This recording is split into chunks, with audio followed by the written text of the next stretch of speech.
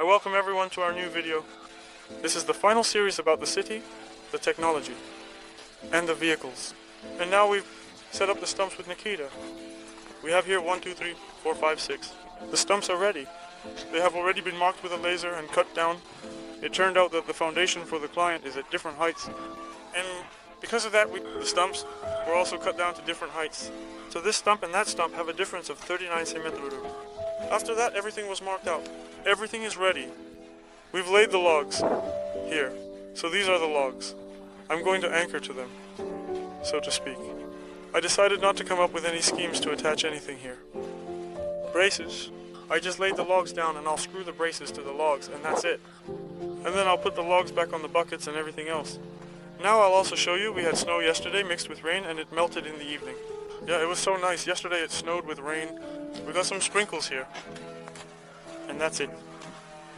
This is how I laid it out here. I didn't put a log here because on one side I'll attach it to the pipe, and here I'll attach it to the pipe, and that's it. And so it turns out this is how the garage will stand here. Now, by looking at the stumps, you can roughly understand what size it will be. So here's one stump, and over there is another one. This is how the garage will stand here. Now, based on the stumps, you can roughly understand what size it will be. That is, here is one stump, and there is another one. This will be a garage. I don't know exactly how much for 4 cars, but how will we find out later?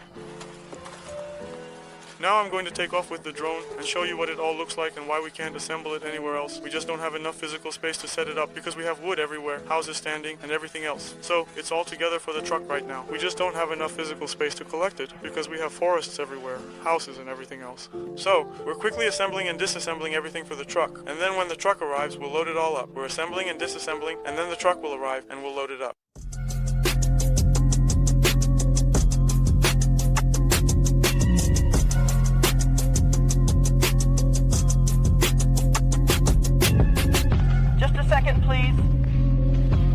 Subtitles for this video have been meticulously crafted and provided by the talented team at Dimatorzok. Their expertise ensures that viewers can fully understand and appreciate the content regardless of language barriers. By offering precise and accurate translations, Dimatorzok enhances the viewing experience, making it accessible to a global audience. This dedication to quality and attention to detail is what sets Dimatorzok apart in the field of subtitle creation. Continuation. To be continued.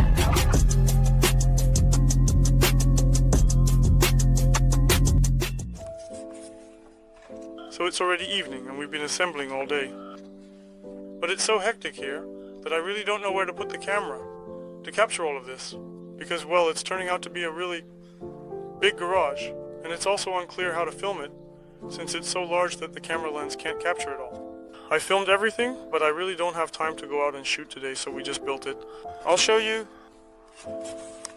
Well, this is what we ended up with. Today we've already opened up like a square. There will be 2 more posts standing on that side as well. So this is what our little garage is turning out to be, but how?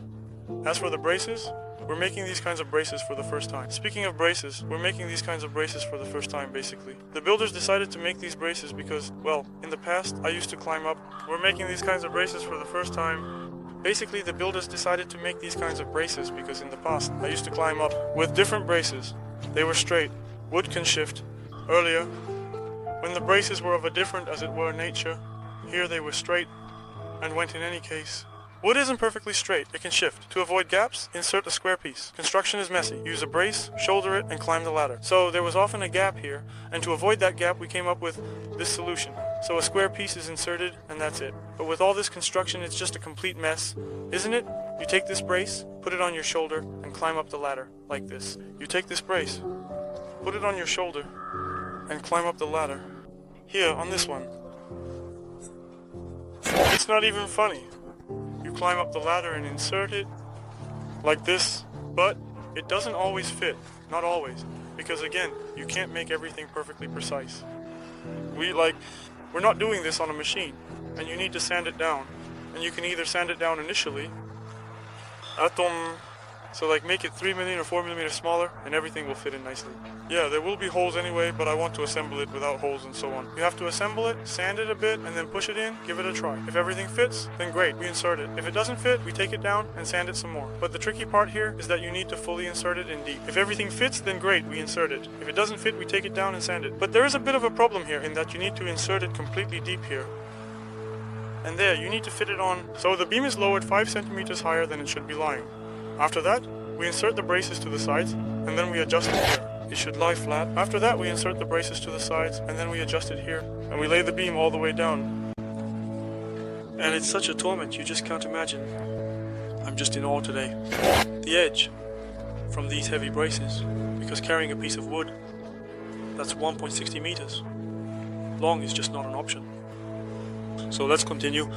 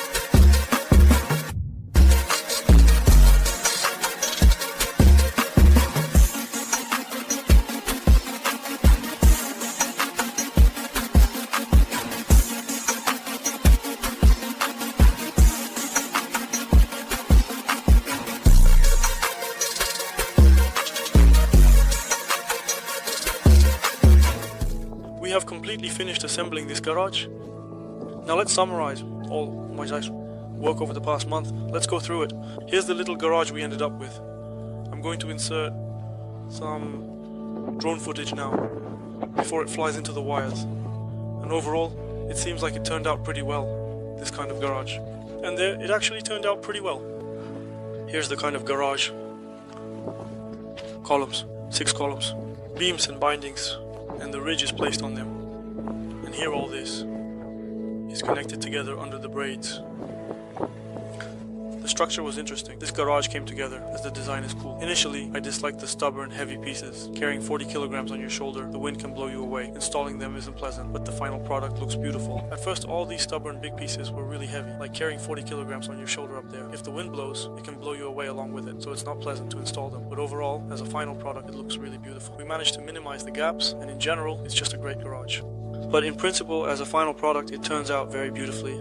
We managed to have as few gaps as possible, and in principle it's just a cool garage and so on.